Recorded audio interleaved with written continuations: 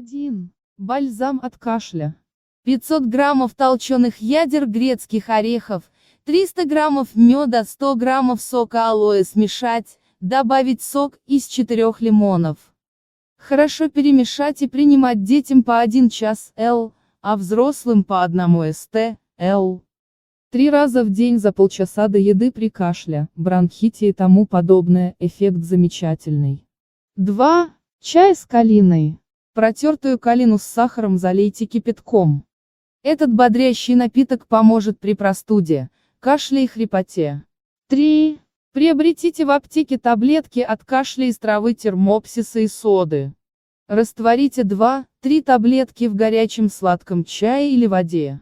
За сутки взрослому человеку можно повторить это 3-4 раза. Эффект поразительный. 4. При сухом кашле.